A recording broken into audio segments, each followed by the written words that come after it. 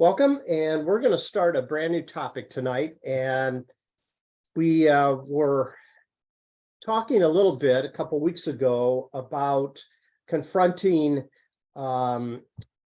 different things that happen within our culture. And one of those was homophobia.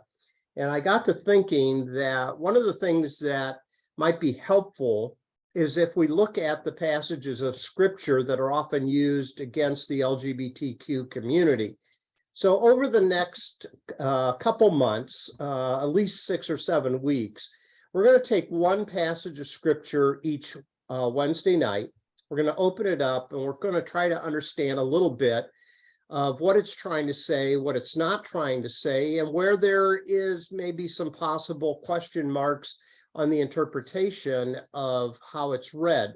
So what I hope all of you will do is be quite frank with your questions and comments or doubts, and let's have a good conversation as we use the text to launch us into a subject matter that is at the heart of culture wars. And so, as you know, this has been an ongoing battle for many, many years. There seems to me to be 2 culture war issues that have been a part of our culture for a number of decades. One of them is abortion, which, as you know, this past year, Roe v. Wade was overturned, and now it's left up to the individual states. The other is LGBT rights and their belonging within the culture.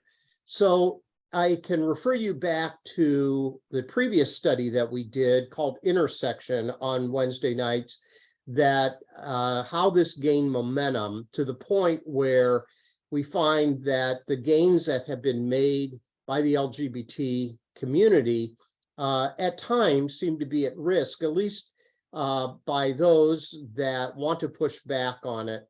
And so I think the information that we're going to encounter will be helpful to not only our own understanding of scripture, but also to interact with often things that are said within the culture that are just off base. And I'm going to give you some examples of that as we lead into the topic tonight. So here's how we're going to structure our evening.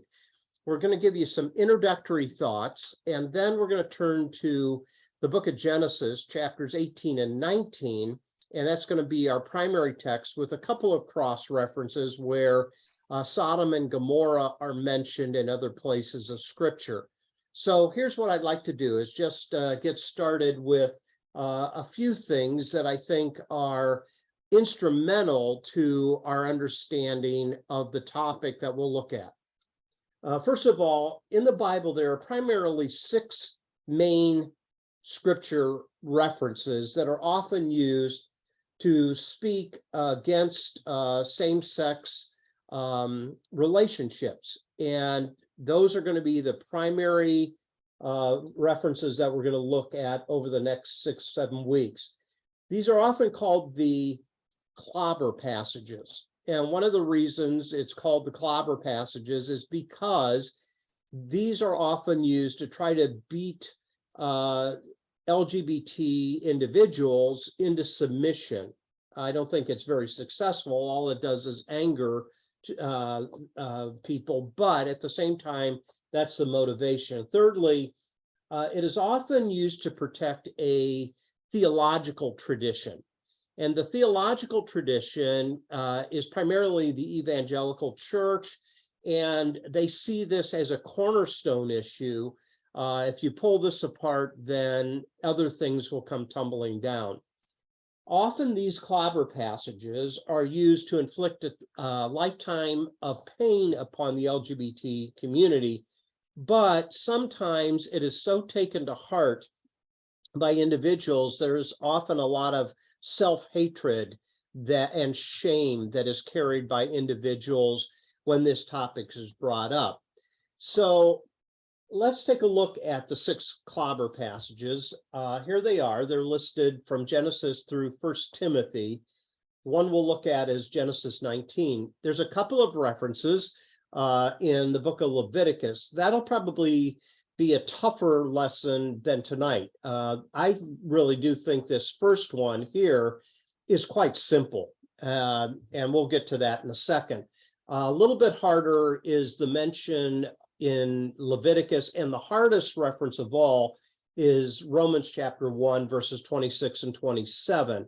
What is it that Paul is saying, and why does he single out the issue that he does, even though it's not the only issue? 1 Corinthians 6, 9 and 10, and 1 Timothy 1, 9 and 10 are very similar. These two actually go together in the sense of they're trying to say the same exact thing. So these are your references: 1, 2, 3, 4, 5, 6. Sometimes there's a couple of other passages that are included in this, but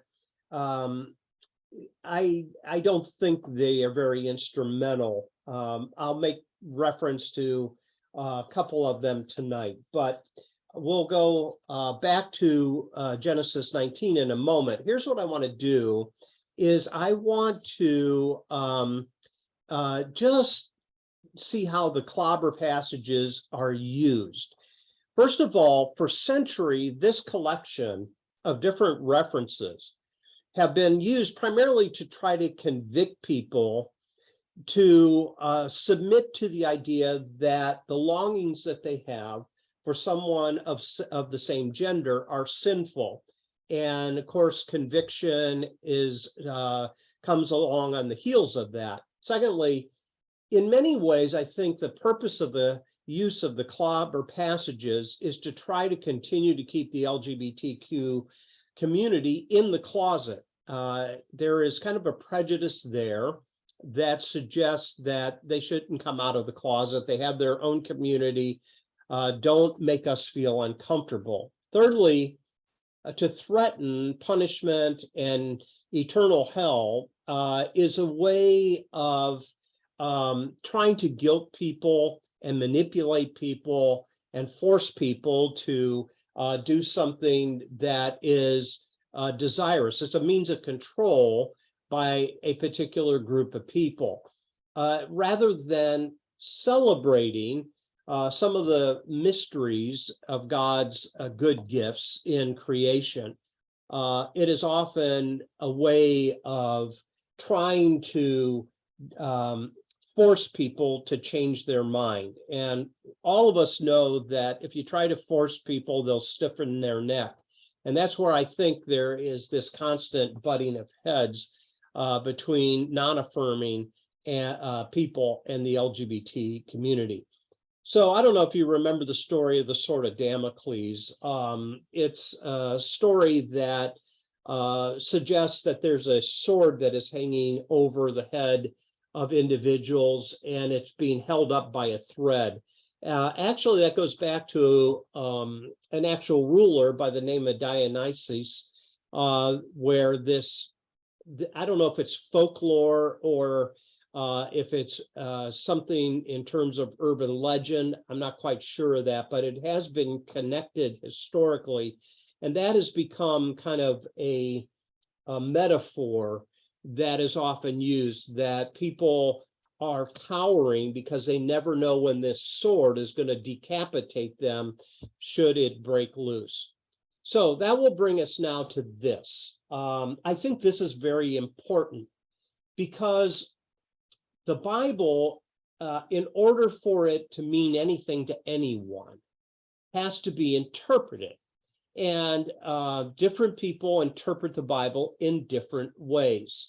The Bible really doesn't say anything until we try to interpret it. And the minute you open the page and you begin reading a passage of scripture, you are already engaged in the subject matter of what's called hermeneutics. That is, trying to determine what is the best way to garner meaning from the text. And of course, you're using your own perspective, you're using your own life experience, you're using your own culture and your own set of circumstances, and that influences everything by way of how you're going to look at the text.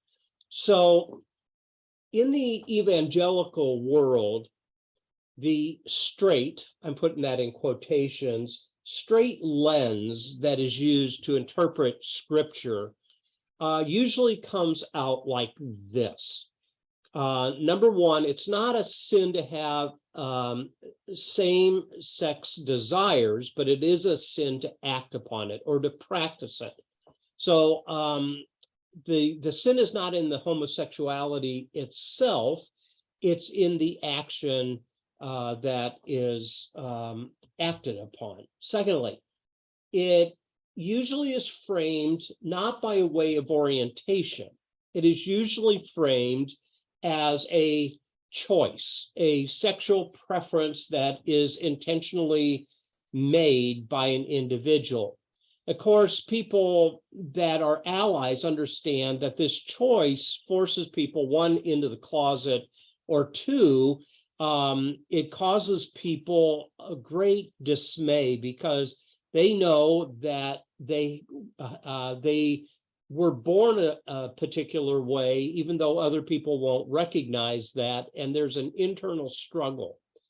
Thirdly, homosexuality is just something that happens when the lights go out. In other words, gay individuals are sequestered to the bedroom in the eyes of the straight lens that is often used to interpret the Bible.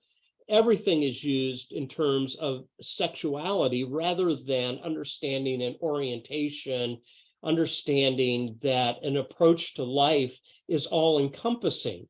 When I hear people say the gay lifestyle, I chuckle under my breath because the lifestyle aspect is the same lifestyle choices we all make. And that is, we all desire safety.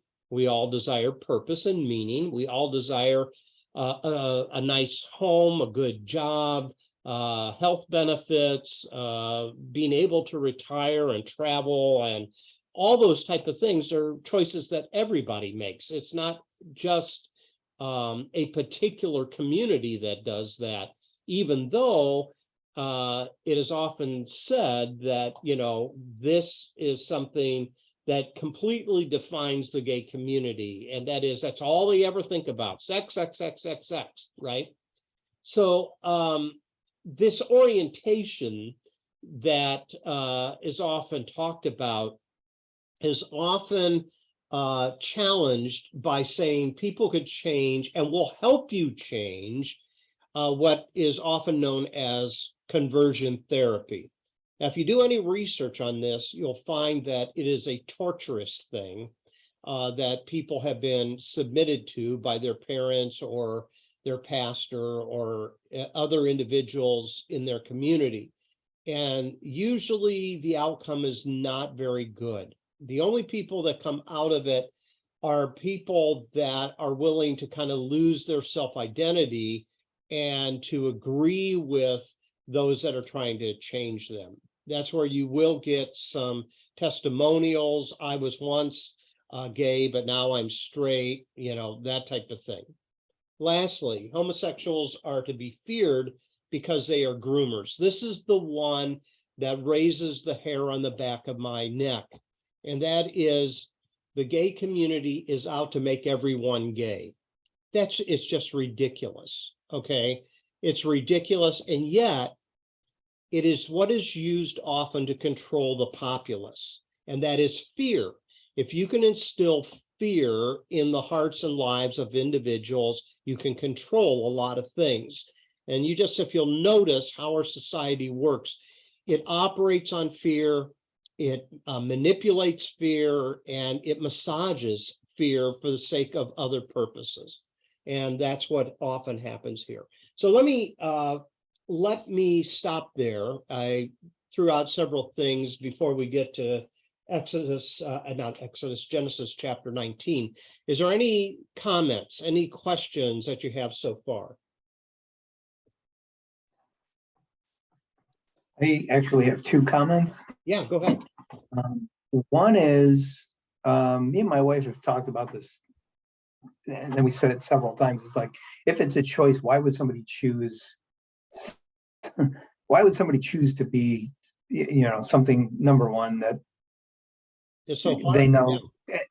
at the time that we were all, talking about this way back in the 80s, 70s, 80s, there was a big stigma to it.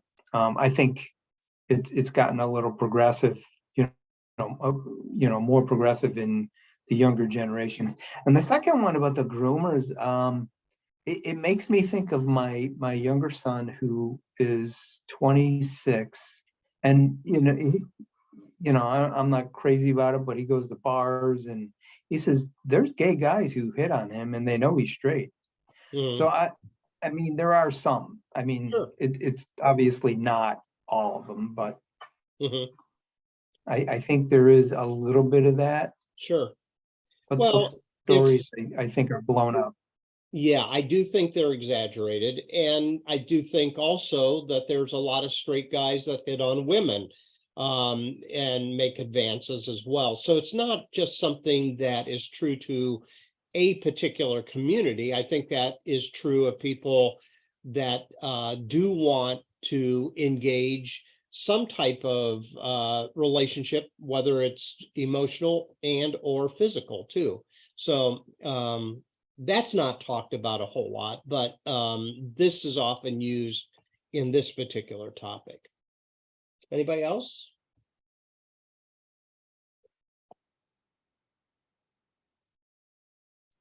So here's you'll find one of the typos that when I was talking this into the PowerPoint, you'll see there, it's not apartheid, it's apartheid.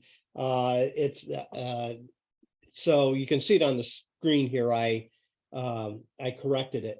So the Bible is often used for a lot of different things. Over the years, it's been used to justify the Crusades.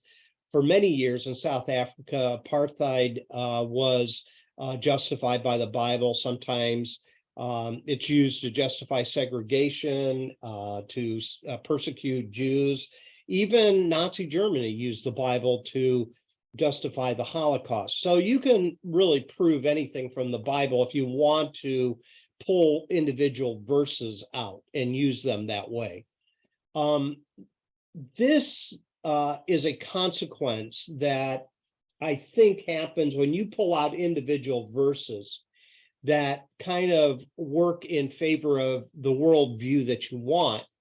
It can lead to other things. It can lead to distrust. So when science has come out, and there's been a lot of research in this, and has said, no, this is something significant. The gay community, we have seen, are wired differently than the straight community. And you can look into this. There's a lot of very sophisticated research that has been done in this. So how do you get away from that?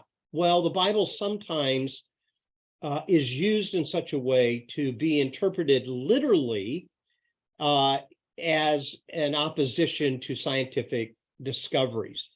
And so sometimes what happens is we get stuck back in an age that is thousands and thousands of years old, but because it's stated a particular way in the Bible, God said it, I believe it, and that's the way it is, even though research has shown that things are different. And so sometimes opposition occurs to scientific research. I think also there's a lot of picking and choosing that goes on. When you use the scriptures, you will choose some things that you think are codified laws that are timeless, and other things that you think are time bound. So I know a lot of people in conservative fundamental Christianity that would ignore all the food laws that are in Leviticus, but they'll pick out those couple of verses that we'll look at in the book of Leviticus regarding this topic. Well, there's nowhere in Leviticus that gives you the permission to segregate two different types of laws out. It's all one law that's given. So, you know, you can't pick and choose is what I'm trying to say. What you have to do is understand that it was given at a particular point in time. And then when later Jesus summarizes what the law was intending to do, to love God and to love your neighbor, all of a sudden he says, hey, all the law is fulfilled. All the law and the prophets are fulfilled in me. And he whittles it down to those two all-encompassing perspectives of loving God with your heart, soul, mind, and strength, and loving your neighbor as yourself. So what you find is a lot of selectivity as to what pertains to laws that should always be kept versus laws that are cultural. However, we do need to understand that there are a lot of cultural laws that whether it was given by God for a particular purpose and time, but that is no longer true, which is what Peter learned in his rooftop vision in Acts chapter 10, or whether it was a way of protecting a community from disease and other things. What we find is it has a specific cultural context. Now, what often happens with selecting certain laws that are to be forever held or versus those that are cultural, you also have a lot of what I call selective literalism as well. So you'll hear people say, I take the Bible literally. That's great. But when Jesus says to poke out your eye and cut off your hand, do you still want to interpret that literally? Or is he using that metaphorically? So, you know, it's very important to understand that there is a lot of figurative type of things that are stated in the Bible, and you got to recognize figures of speech and similes and metaphors and other expressions of language. And it's more important that we take the Bible seriously than we take the Bible literally, word for word. And yet a lot of people will plant their flag in the ground and say, I take the Bible literally. And all you got to do is look at a few verses and you'll see, well, no, I don't take that literally. Obviously, that's figurative. Well, you know, again, you've got to qualify that a little bit. You can't just make statements like that that are blanket statements. So we're getting closer here to Genesis 19. I just want to give you a couple more things to think about. These pertain to all the references, not just Genesis 19. So sometimes there's really outlandish conclusions. You know, since the gay community can't make babies, they recruit other people through pedophilia. Nonsense. It's nonsense. Homosexuals can't control their lust for other men, therefore they are a threat to military preparedness. There's a whole big deal during the Clinton administration about don't ask, don't tell. Do you remember that? We do want the gay community to serve their country. We just don't want other people to know that they're gay. Thirdly, homosexual relationships are short-lived, and so, well, the right of marriage should be denied because it's more of a physical thing than love and that. So you see these things become really outlandish. Here is the one where really the rubber hits the road. Homosexuals are a threat to the nation's values, and therefore they should be denied certain federal and state protections for things like fair housing, you know, fair employment practices and that type of thing. So where does all this come from? So the next two slides will show you that it's both ancient and modern. So here we go. So some of the ancient church fathers, John Chrysostom was called the Prince of Preachers back in his day, and he said homosexual acts are worse than murder. Thomas Aquinas, a Catholic theologian in the 1200s, said unnatural sex is worse than sexual sin, for it harms God himself. I don't know how that works. I don't know how it harms God, but that's what he said. And then the reformer Martin Luther said the vices of Sodom is an unparalleled enormity. Sodomy craves what is contrary to nature. Now, I want you to notice right here this word sodomy. It comes out of the Sodom and Gomorrah story, and we'll come back to that in a moment. It's become part of the cultural verbiage that is often used, not only against the LGBTQ community, but in other situations as well. Now, here are some of the modern things that are said by contemporary religious leaders. Jim Dobson, Focus on the Family, talks about how the homosexual agenda is a beast. It wants our kids. It is a particular danger to your wide-eyed boys who have no idea what demoralization is planned for them.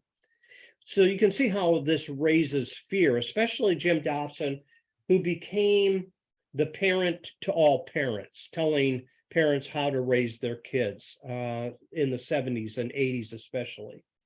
Jerry Falwell Sr., he's no longer with us, he passed away, but he did establish the moral majority. And he said this one time: homosexuals are on the march in this country. Please remember, homosexuals do not reproduce, they recruit. And they are after my children and your children. And then lastly, and most closely to home, is Pat Robertson of the 700 Club, who said homosexuality is a type of demonic possession. And then he blames the coronavirus on the way that we have handled this topic. He said, the coronavirus is God's way to hold us guilty for abortion and same-sex marriage. So all of that was just a way of getting into the topic that we're going to look at over the next several weeks. Do you have any comments, questions, concerns before we open up to Genesis 19? Okay, so if you have a Bible, we're going to be in Genesis chapter 19 tonight. It's a lengthy passage. The summary of it, though, is pretty simple. The story is that of the destruction of two cities, Sodom and Gomorrah. We don't know where it's at. A lot of people think that it's around the salt reserves area around the Dead Sea. And the destruction of these cities happened to come about by way of sulfur of some sort. But there's a lot of mystery in this text in terms of what actually happened to the cities. Archaeologists cannot pinpoint exactly where Sodom and Gomorrah is. But what we do find is that the text seems to say that the cities were destroyed with fireballs from heaven, which if we were in Hawaii, I would say sounds like volcanic activity. However, in the ancient Near East, this particular area, was it subject to this type of thing? That's up for debate. The traditional interpretation is that there's some visitors that come to Sodom and Gomorrah, and as they come into the town, the townspeople gather around the residents of Lot, who welcomes them in and feeds them and houses them and pounds on the door and demand that these two individuals come out because they wanted to have sex with them. So this then becomes kind of the basic outline of the story. However, there's a context to this that I think is important for us to understand. And to get to it, we have to understand, first of all, how Old Testament stories work. Many stories are passed down for hundreds and hundreds of years before they're written down. So why are these stories told around campfires for centuries before they are written down and placed in a book like we call Genesis? Well, when you approach stories like this, The first thing you have to begin with is our own assumptions tend to be poured back in on the text. Now, one of the assumptions that we have about stories that are like this is that these are true stories, all the facts have been told, and it happened just exactly the way it reads here. Now, if you begin with this assumption, let's say if you were a fly on the wall in Sodom and Gomorrah, and you observed what took place when these two individuals went into the city, is this how the text would be written down as an eyewitness? The other thing is, when you look at stories in the Old Testament, you have to do some discerning. Are these stories historical? Are they mythological? Or are they a combination? So the way I wanted to put it here is the book of Genesis in particular that we're looking at right this second, is it like a dash cam that was attached to a donkey, and it's like a police footage from their body camera so that you see exactly what happened the way it went down? Well, I don't think that's the way it works. I think after hundreds of years, many of these stories are told in such a way that there's often parallels with other stories, and it builds upon them. So what I mean by that is apparent with this. So if you're to turn back a few chapters, and you don't have to, I'm just going to tell you, in the story of the flood, there's a parallel with this story in the way it unfolds. So in Genesis 6 through 9, we're told that humanity is sinful. The door of the ark is shut, keeping out the wicked. The guilty are destroyed by God. Only Noah and his family escape. Noah gets drunk, and his son commits some type of sinful act by looking upon his nakedness, and then Noah's offspring is cursed. When you come to Genesis 19, it's the exact same parallel. Sodom and Gomorrah are cities that are sinful, and the door of Lot's house is shut, keeping out the wicked that want to commit some type of act with these two visitors. The cities on the plain are destroyed by God, and then Lot, who is the resident in Sodom, and what we find is that he has two daughters, and they play into this story as well. The two daughters who run to escape end up living in a cave, and they get their father Lot drunk so that he might have sex with them so that they might have offspring. This goes on in Genesis 19. Then in Deuteronomy, we find that the offspring that come from these two girls, Deuteronomy 23, 3 through 6, they are the cursed generation. So you can see that these two accounts have intentionally been set up to parallel each other because they do have something in common. And here's what they have in common. Why did God destroy the world? Because it became so violent. Okay. Why was Sodom and Gomorrah destroyed? Because they too had become so violent. So what you'll find is there's some parallels that are going on here.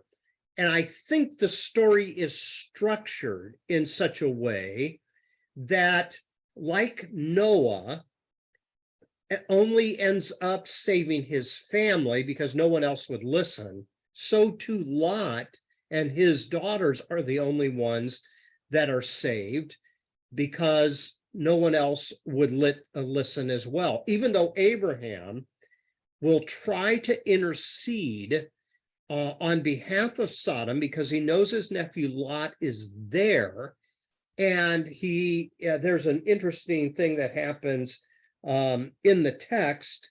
And the text talks about in chapter 18 of Genesis, Abraham pleading for the three visitors that come to see him not to go and destroy Sodom if there's 50 righteous people. If there's 40 righteous people, 30, 20, gets finally down to 10. And the promise is, I won't destroy the city if there are 10 righteous people. And yet, not even 10 out of 1,000. Most scholars think that the city of Sodom probably had about 1,000 residents. You can't even find 10 people that would do the right thing. So now the question becomes, what is it that they're trying to do?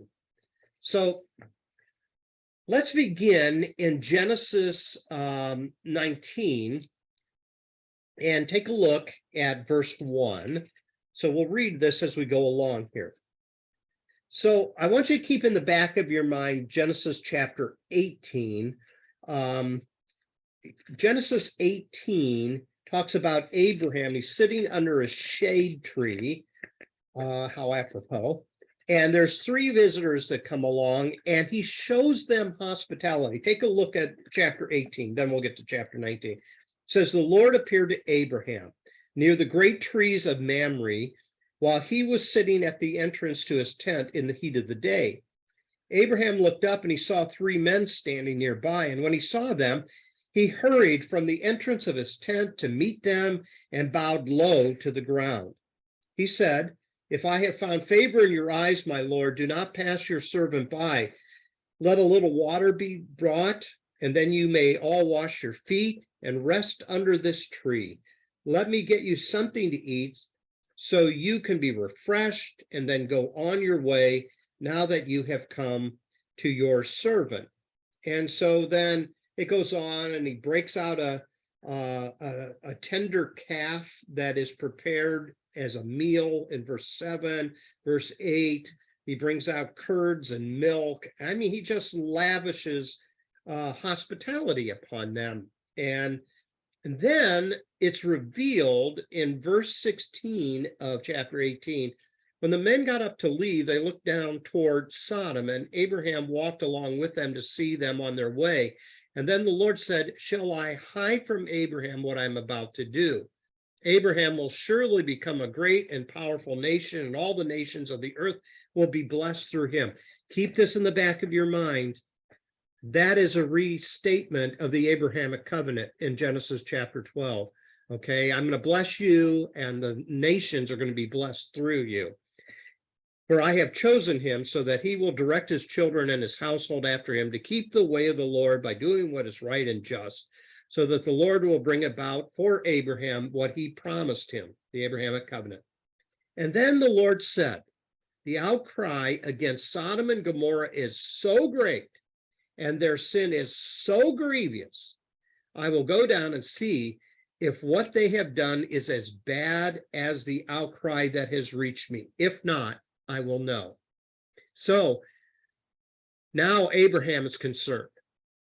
His nephew Lot lives in this city, and that's where Abraham will begin to intercede on behalf of the city of Sodom, looking for, as it turns out, 10 righteous people. Now let's come to chapter 19. The two angels arrived. Now there were 3 people in chapter 18, but there's 2 that arrive at Sodom in the evening. That's a whole theological discussion.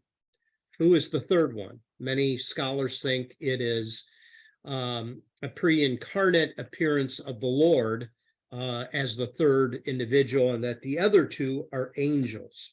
And that's what the text says in verse 1 of chapter 19. The 2 angels arrived at Sodom in the evening, and Lot was sitting at the gateway of the city. Okay, ding, ding, ding. Abraham sitting under a shade tree. Lot is sitting at the city gate. When he saw them, he got up to meet them and bowed down with his face to the ground. Abraham bowed down. Lot bows down. My lords, he said, please turn aside to your servant's house. You can wash your feet. Ding, ding, ding. That's what Abraham did for his visitors. Spend the night, and then go on your way early in the morning. No, they answered, we will spend the night in the square.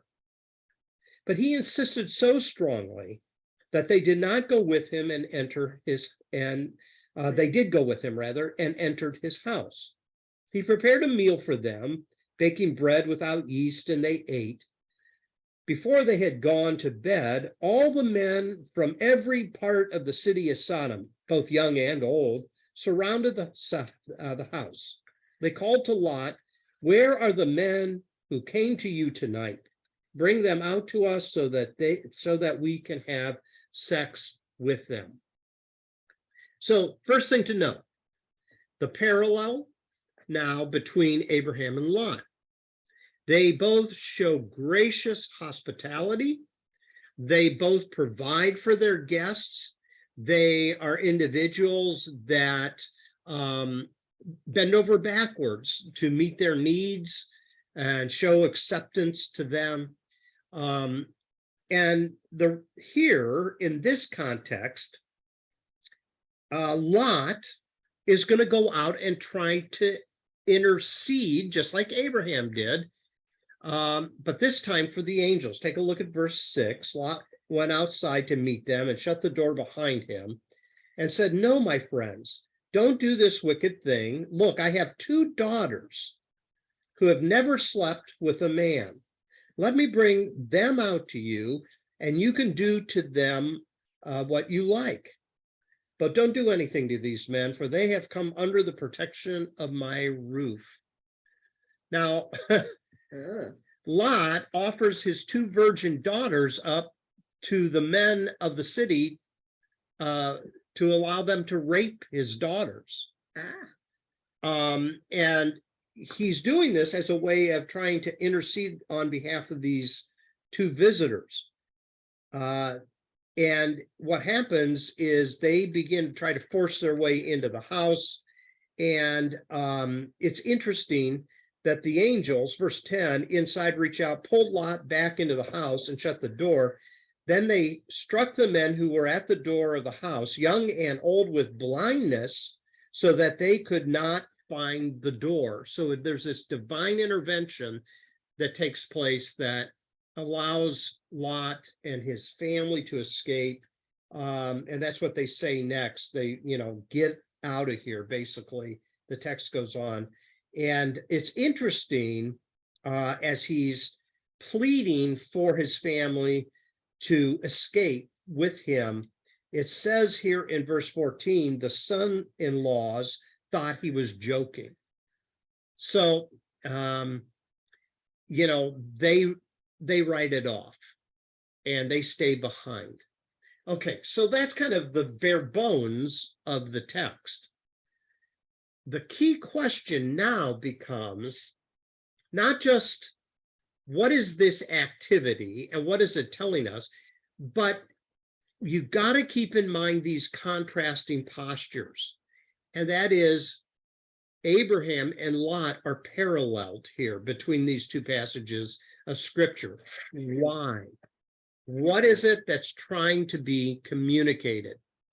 And if you see this word here, the most essential value, the quintessential value or virtue of the ancient Near East is hospitality. Now, there's all kinds of ways of looking at this text.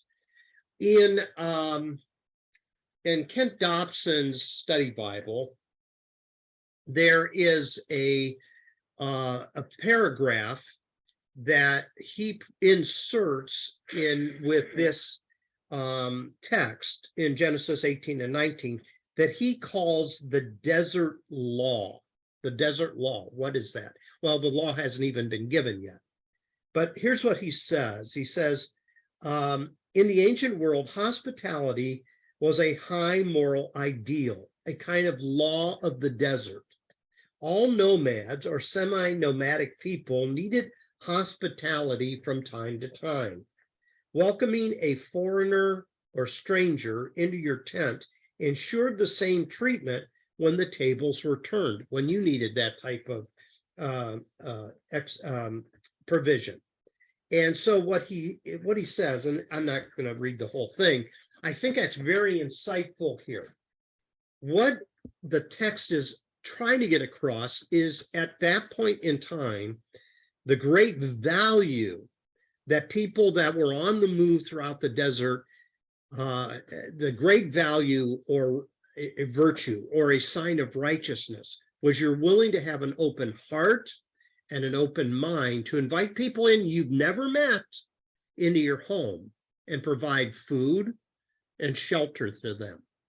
Now that is kind of way beyond the way we think, because we lock our doors, right? And we have security because we don't want to let anybody in that we don't know. In that day and age, though, hospitality was this great virtue, unless you didn't want to show hospitality.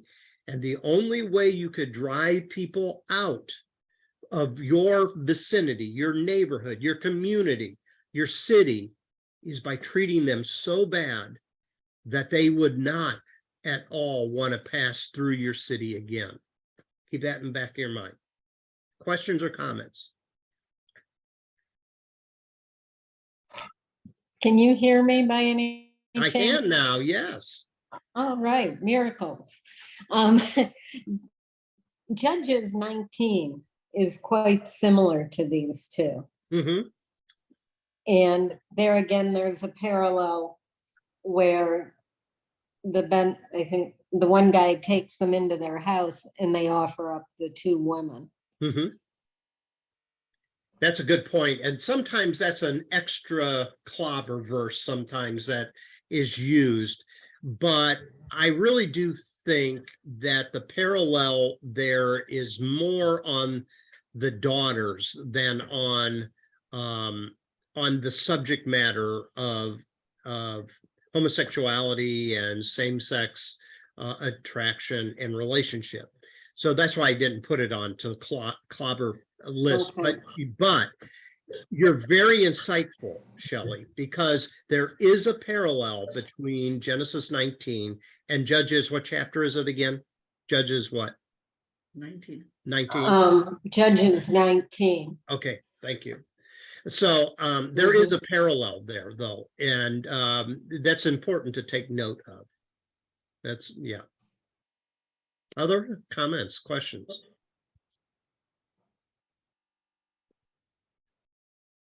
Okay, so let's get to the subject, the core of the subject. So what is it that this gang of people that come to Lot's door, what is it that they're trying to do? Now, it has been interpreted by conservative Christianity that all these guys wanted to have homosexual relationships with the two angels. So is that what they are really desirous of? So I want you to notice a couple of things here, okay? Take a look at verse 4. Before they had gone to bed, all the men from every part of the city of Sodom, both young and old, surrounded the house. Every person, every man, young and old. This sounds more like a gang activity than it is people that are driven by lust for, I guess angels are quite handsome. They must be, right? So what's going on here? It seems as though one of the things that happens by the way they respond to Lot is that somehow Lot was able to make his way into the city of Sodom, and he was an individual that was considered, though, to be a foreigner. We know this by what they say in verse 9. This gang says, "Get out of our way. This fellow came here as a foreigner," speaking of Lot, "and now he wants to play the judge, and we're going to treat you worse than them." somehow Lot made his way into the city. Somehow he was not refused, but these two men are. But notice what's in the back of the mind of this gang. What's in the mind of this gang is he's a foreigner. He's an outlier. He's an outcast. He doesn't belong here. Well, they let him belong here for a while, for whatever reason. But now he's bringing other foreigners under his roof. Hey, we're going to draw the line somewhere. Okay? So it seems as though the primary reason why they are gathering around Lot's house is not for sexual carousal. It's to prevent foreigners from coming into their city. With that in mind, then how are they going to prevent these individuals from coming into the city? What is some of the worst things that you can do to people so that they will turn away and never come back? Well, you shame them and you torture them.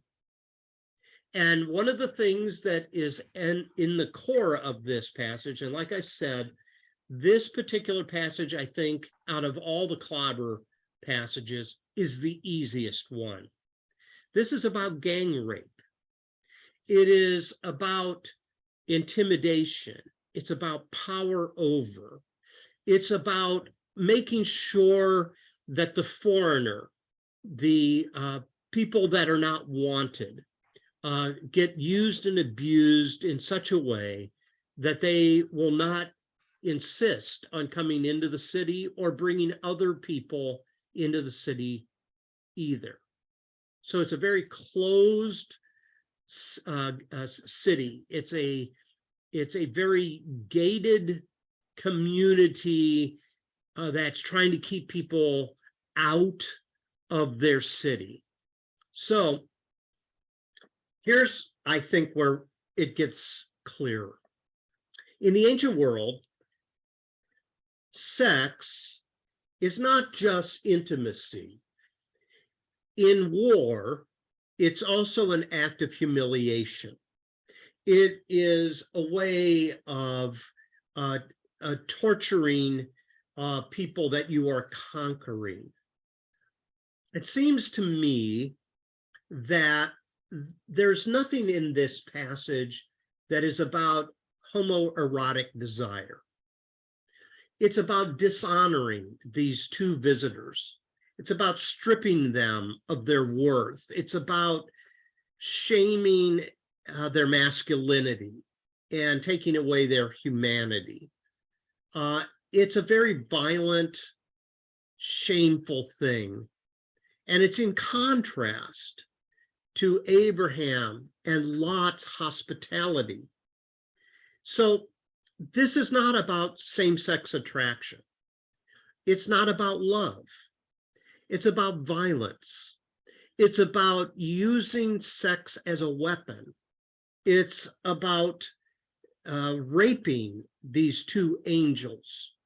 And it's a way of showing the world how powerful and unified this gang is in their solidarity of trying to prevent these two men from coming in and staying. There's some common sense here as well. And the common sense is, remember what I just read? Every man, young and old, from every section of the city surrounded the house. Now we know through scientific research that the gay community is only a very small percentage of the population. It is not nearly, there's not nearly a chance that every man in the city of Sodom was gay. Even it talks about young and old. It seems as though that this is type of a guerrilla warfare that's going on here, where these men are going to train these younger boys about preventing people from coming into the city. Well, why would they do that? It's always about resources. And it's all about who's going to control the land.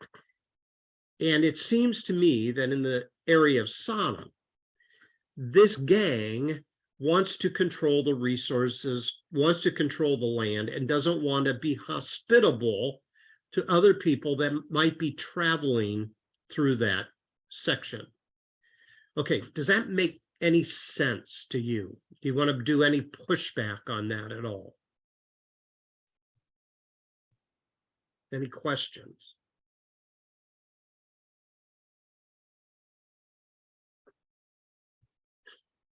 Okay, then let's think about this for a moment. Lot makes a foolish offer, right? He tells this gang that his daughters are virgins. And I think part of what the storyteller is trying to do is to shock us. How could Lot do that to his own family? Okay. But here's the point. It's not just Lot. It's humanity as a whole. How can we do this to each other?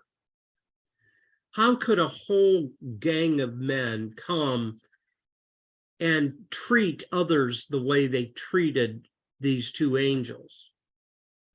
Why is there such violence that is expressed? You know, gang rape is not unusual, especially in settings of incarceration and in prison.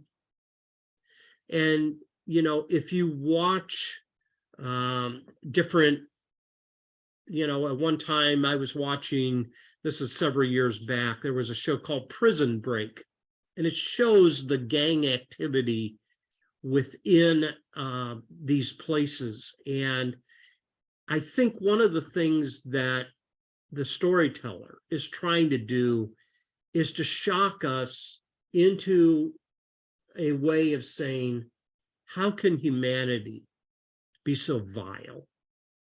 How can humanity be so violent? How can humanity not treat other people as brothers and sisters, because we're all human beings? Well, here's the deal. We're able at times to twist a story in such a way that we can make it something that it's not. And I think this is one of the cases. And what has been done to this text is sodomy became part of the language that has been used for many, many years. Sodomy, and remember in the quote earlier that I gave to you, Martin Luther used the word sodomy, this all the way back in the days of the Reformation. Well, what is this? Sodomy is a term that never appears in the Bible, but it is a term that is any type of sexual activity other than vaginal penetration. So what you have is a pejorative term that's saying any type of sexual activity, whether it is mutual or not, is deviant. Now, many within the Christian community would say that sexuality is given for reproduction purposes only, not for pleasure, not for intimacy. So you have this lingo, you have this language that is often developed. So when you hear the word sodomy, it just sounds yucky, doesn't it? It just sounds, ooh. And yet at the same time, what we find is that it is used in such a way to intimidate, or at least make us think about certain things within a certain lens. But the term sodomy doesn't appear in the Bible. it doesn't, you can't find it. You find Sodom, the city, but you don't find the word sodomy. Okay, now, how can we understand that this is the idea of a people that are inhospitable? Well, 3 places in the Old Testament. What time do we have? 8:08. 3 times in the Old Testament, Sodom and Gomorrah are mentioned. It's mentioned very briefly in Isaiah 1:9 and Jeremiah 23:14, only as a mention that God will judge the Israelites for their idolatry in much the same way that he judged Sodom and Gomorrah. But the insightful passage is found in the book of Ezekiel, and I do want you to turn there, Ezekiel chapter 16. When you get to Ezekiel chapter 16, there's much more insight that is given as to what was going on in Sodom. In chapter 16, if you'll make your way down to verse 49 and 50, and it's stated very clearly what the sin of Sodom was. There's no mention here of homosexuality. There's no mention here of any type of homoerotic behavior. Verse 49, now this was the sin of your sister Sodom. She and her daughters were arrogant, overfed, and unconcerned. They did not help the poor and needy. They were haughty and did detestable things before me. Therefore, I did away with them, as you have seen. And then he goes back and he talks about Samaria. See, this is an illustration for Ezekiel for his own contemporary purposes in preaching and prophesying. But he gives to us a definition of what took place in Genesis 19. Sodom was guilty of what? Being arrogant, overfed, unconcerned, and not helping the poor and needy. Or in another word, they were inhospitable. They didn't look out for their brother. So we mentioned in passing Cain and Abel on Sunday, and Cain said, "Am I my brother's keeper?" And the answer to that is yes, we are. We are our brother's keeper. That's part of what it means to be human, that we're to watch out for and care for and provide for each other. So the sin of Sodom was they had plenty, they had resources, but they didn't want to share it at all, even though it might just have been a meal or an overnight shelter. Now, I don't hear this in the exegesis of Genesis 19. It always focuses in on the sexual sin that committed there. Because this would say a lot to a lot of us who have it pretty well off, that are we as inhospitable to other people as is being mentioned here? Is it always about me and my control of things? And so what you find is that Ezekiel lays it out on the table for us. This is pretty easy. It's not something that we need to scratch our theological head about and say, what does this text mean? Ezekiel tells us what it means. But a lot of people, but that doesn't serve the purposes of other people. They want to use the Genesis 19 text to accuse and shame and control a particular group of people. You have some thoughts, some comments?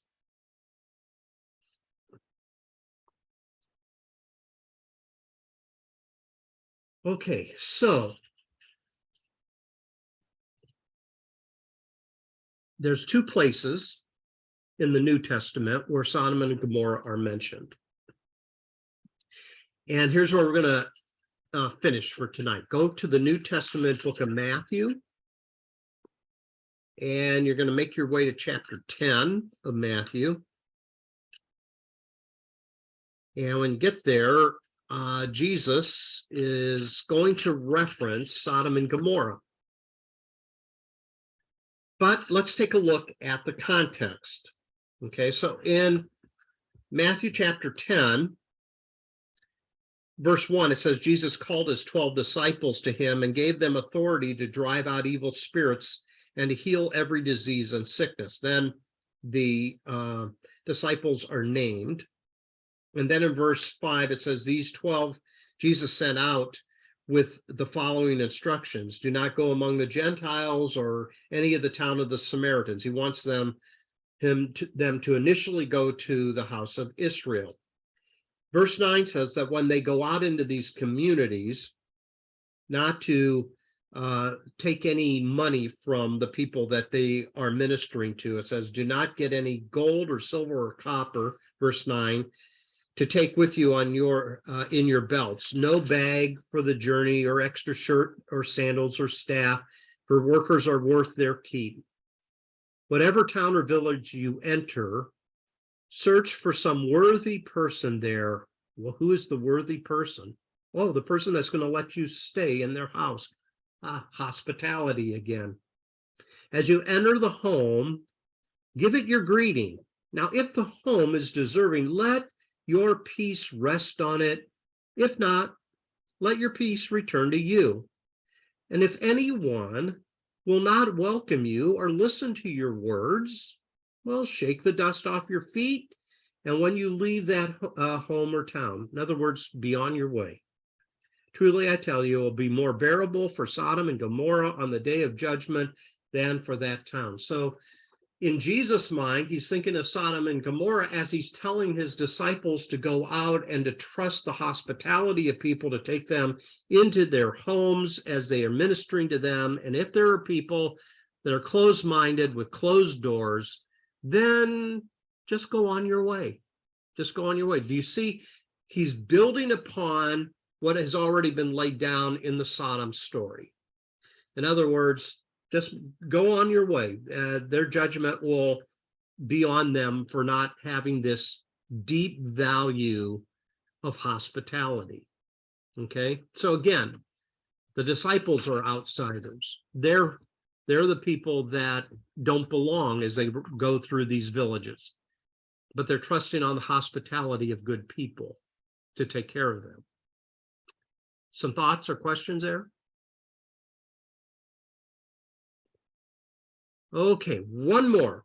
All right, you got to go all the way to the end of the New Testament to one chapter. It's called the Book of Jude. It comes right before the Book of Revelation. And Jude is talking here a little bit about ungodly people, and he dips back into his understanding of the Old Testament stories, and as he does, he mentions Sodom and Gomorrah. So look at verse 5. It says, though you already know all this, I want to remind you that the Lord at one time delivered his people out of Egypt, but later destroyed those who did not believe. And the angels who did not keep their positions of authority, but abandoned their proper dwelling, these he kept in darkness, bound with everlasting chains for judgment on the great day. In a similar way, Sodom and Gomorrah and the surrounding towns gave themselves up to sexual immorality and perversion. They serve as an example of those who suffer the punishment of eternal fire. At first glance, you might say, see, it says right there, sexual immorality and perversion. But the context is not human-to-human activity. The first reference is when angels did not keep their proper position of authority. Many people believe that this is the reference back to Genesis chapter 6, where there is some kind of copulation between the human and divine. That's a whole nother topic, where angels and human beings produced an offspring. And then he references Sodom and Gomorrah. Well, the sexual activity is the same as the previous one out of Genesis 6. In Genesis 19, these men wanted to have use sex with angels as a way of driving them out of the town. So my take on Jude is that it's talking about a divine and human coupling together, not between human beings. I don't think this text has anything to do with homosexuality. I think it has to do with the writer Jude thinking about a couple of Old Testament stories where there is judgment that is deserving because of the immorality and perverse nature of the people that were involved in it. Okay, last thought that I have anyways. Destruction of Sodom and Gomorrah, I think, is serving as a story. When we looked at Genesis 18, what you'll find is that it specifically is referencing the Abrahamic covenant. And the Abrahamic covenant had a condition in it that God was going to bless the nation of Israel if they in turn would bless the nations. They were blessed to be a blessing.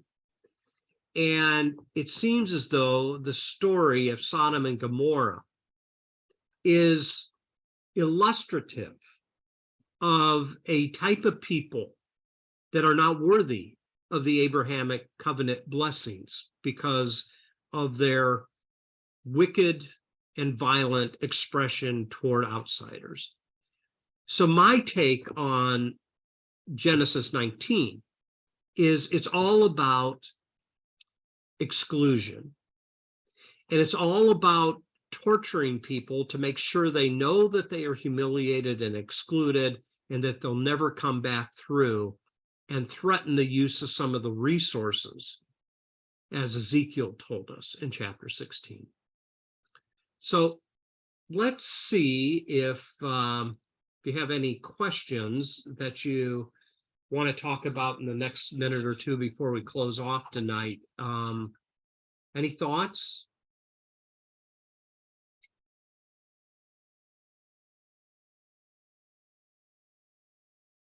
I give you full permission to do pushback if you don't see it the same way. It's okay. I'm just kind of telling you how I think this text brings all the components together that we see in the chapters there. Any thoughts?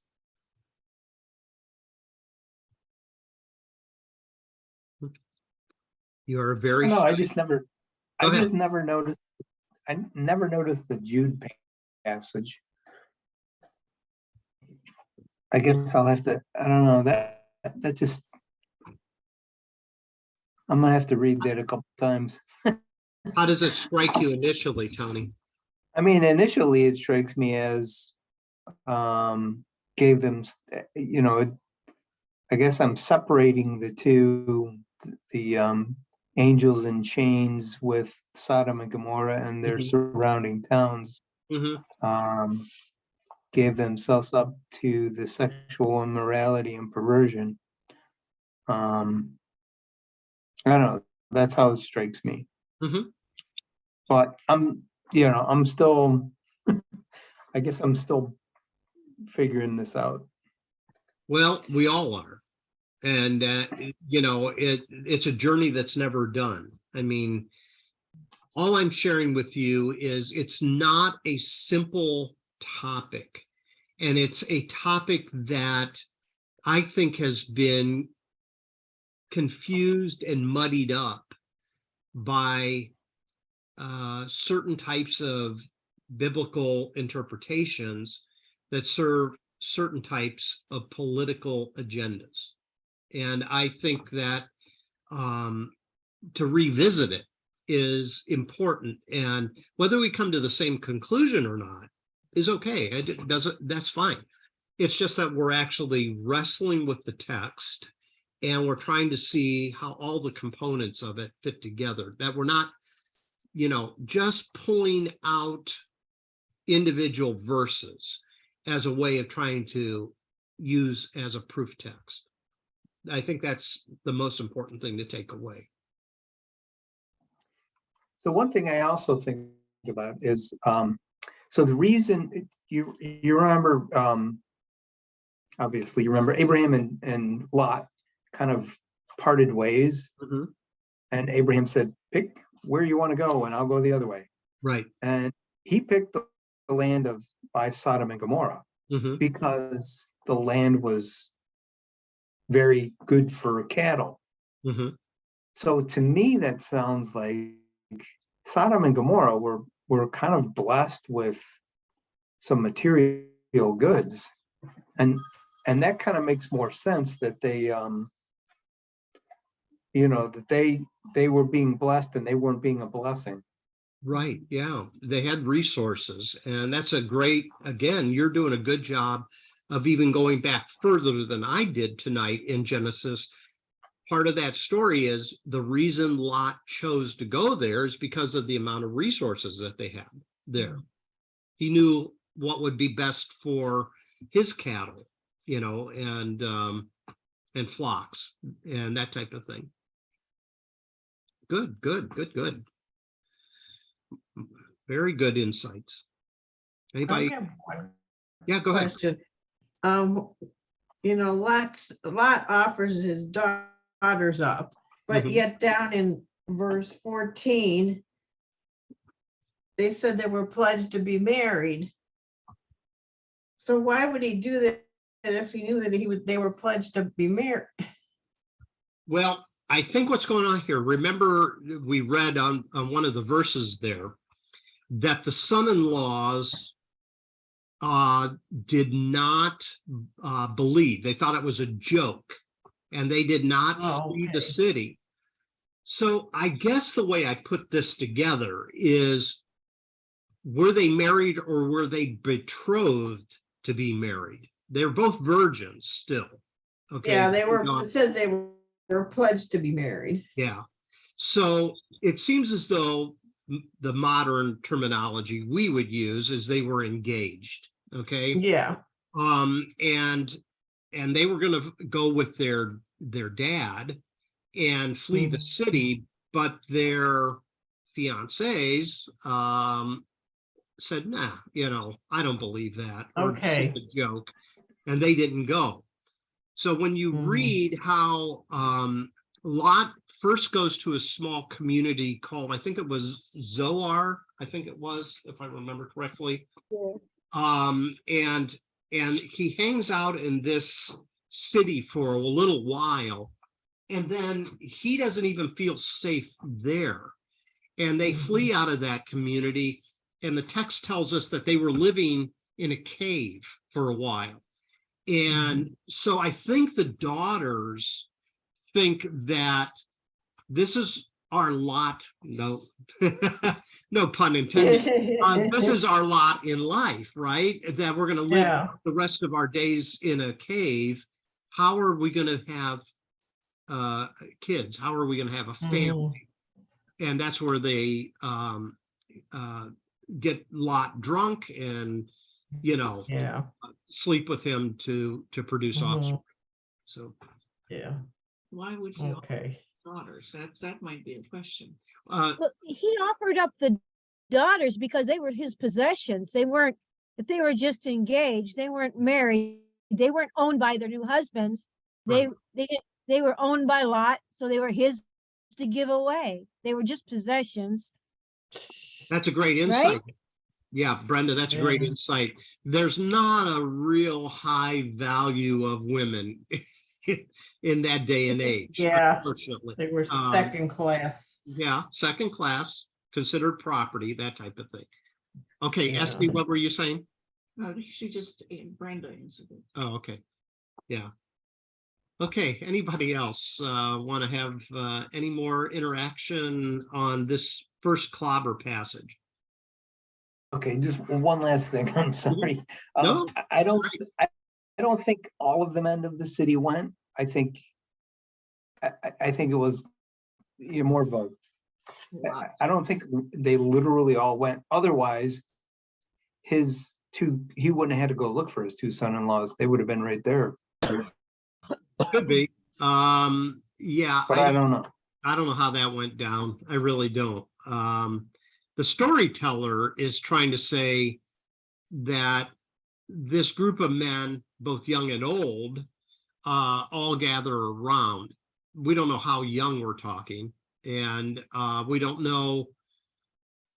I guess maybe the storyteller is trying to get us to see that Lot and his family, like Noah and his family, are the only ones that were to be delivered.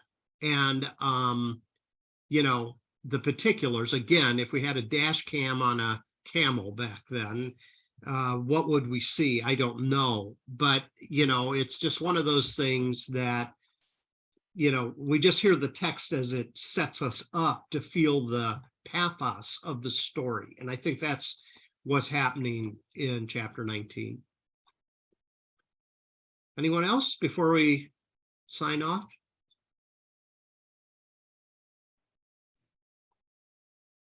Okay, hopefully you were able to engage with the story a little bit, and hopefully you'll see that it's not a simplistic proof text that is often made out to be. Okay, so all right, we'll call it a night. I hope you have a good rest of the evening, and we'll talk to you soon. Okay. Thanks, Larry. Bye. Night. Thank you. Night. Bye-bye. Night. Night.